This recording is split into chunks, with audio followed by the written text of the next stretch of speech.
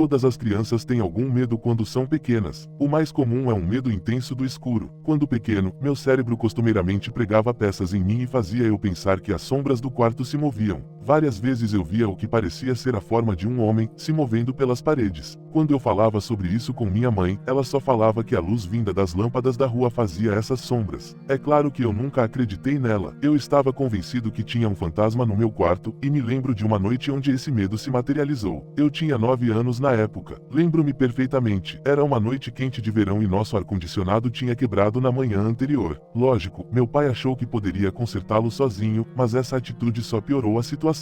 Bem, nesse ponto, a casa estava incrivelmente quente e toda a família estava pronta para dormir. Eu coloquei meu pijama e minha mãe abriu todas as janelas para deixar um vento circular na casa. Ela veio até meu quarto e me deu um beijo de boa noite, abriu minha janela e saiu, fechando a porta atrás dela. Eu sempre odiei isso, é como se eu não tivesse para onde ir se algo acontecesse. Eu estava apavorado como sempre, deitado na minha cama, lençóis até meu queixo, meu ursinho agarrado nos meus braços, eu fiquei olhando para o teto. Eu tentei não olhar para os lados, porque eu sempre fiquei com receio de ver algo no canto dos meus olhos. Eu finalmente olhei para meu relógio digital que ficava na mesa de cabeceira depois do que pareciam ser horas. Estava marcando 3 da manhã. Fiquei um pouco animado ao perceber que esta foi a vez que eu fiquei mais tempo acordado. Na minha excitação, eu cometi o erro de relaxar e ficar de costas para a porta e encarar a parede. Foi aí que eu ouvi barulhos. Eu sabia que meus pais não estavam acordados, porque ambos tinham sono pesado e não iam levantar até às 7 da manhã. Nem minha irmã mais velha estava em casa naquela hora. Entretanto, eu sabia que tinha um barulho de pé passando no chão fora do meu quarto. Ele ia ficando mais alto conforme se aproximava. Nesse momento, eu estava quase em lágrimas. Eu não conseguia aguentar o iminente sentimento de terror. Eu pulei da minha cama, berrando e corri para o canto do meu quarto com minha coberta e ursinho. Cobri minha cabeça e segurei a minha pelúcia o mais próximo de mim, tremendo e fungando. Então, a porta rangeu ao abrir. Eu pude ver através do lençol fino, infelizmente. Era uma sombra alta que pisou no meu quarto. Ele ficou parado e olhou confuso para a janela. Eu tentei abafar meu choro o melhor que conseguia, ele passou por mim e fechou a janela. Foi nesse momento que eu percebi que não tinha para onde correr e não conseguiria segurar meu choro por mais tempo. Ele me ouviu e se virou para mim. A figura começou a se aproximar de mim. Eu virei o olhar e coloquei meus joelhos no meu rosto. Eu senti que o cobertor foi puxado de mim. Não me atrevi a olhar. Eu escutei sua voz. Era grave e amedrontadora. Ele me perguntou o que eu estava fazendo ali. Eu não respondi e ele pareceu ficar nervoso. Ele perguntou de novo com uma pitada de malícia e pegou meu braço e me puxou para cima. Eu resisti. Eu caí de lado conforme ele tentava me levantar. Eu dei chutes e gritei até desistir e abrir meus olhos. Ele sumiu. Minha mãe e meu pai vieram correndo para meu quarto. Depois de eu ter me acalmado, tentei explicar o que vi, mas é claro que eles falaram que foi só um sonho e me colocaram de volta para a cama. Eu não dormi naquela noite, mas foi a última vez que eu vi ele. Eu tenho 22 anos agora. Meus pais se mudaram para uma casa maior e minha irmã foi para a Califórnia fazer as coisas dela, como ela mesmo dizia quando era adolescente, então, a antiga casa foi dada para mim. Há uma semana atrás, eu voltei de uma viagem à praia com alguns amigos do ensino médio. Foi fantástico, eu estava bem e relaxado, pronto para uma soneca quando chegasse em casa.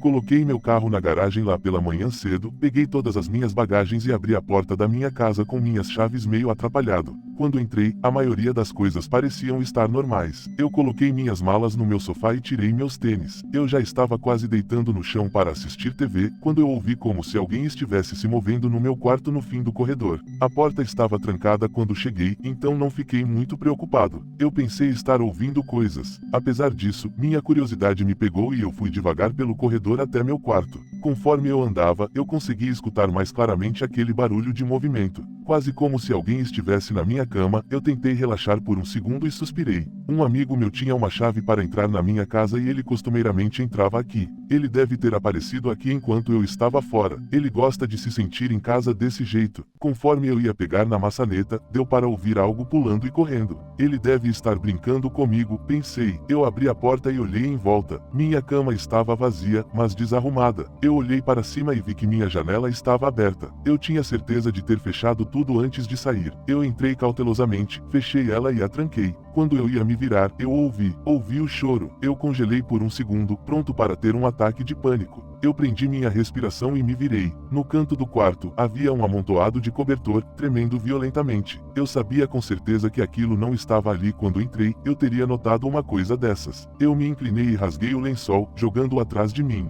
Era uma criança sentada no canto, soluçando com sua cabeça tampada pelos seus joelhos. Eu perguntei o que ele estava fazendo ali. Eu estava tão apavorado quanto ele. Ele não respondeu e, no medo, eu perguntei para ele de novo segurando seu braço para ajudá-lo a levantar. Ele imediatamente caiu de lado e me chutou no joelho. Eu me assustei e fechei meus olhos bem forte, já esperando esse garoto louco pular e arrancar meus olhos fora. E deixei meus braços na frente dos meus olhos por um segundo. Nada aconteceu. Eu lentamente abaixei meus braços, abri meus olhos e dei um passo para trás para garantir que não seria atacado. O garotinho sumiu. Eu olhei em volta e vi minha cama arrumada exatamente como eu tinha deixado, com o lençol e tudo. Eu continuei olhando ao redor, ainda assustado, e percebi que meu antigo ursinho de pelúcia, que eu tenho desde criança, estava deitado no chão. Eu me inclinei para pegá-lo. Senti-me amparado e caí em lágrimas.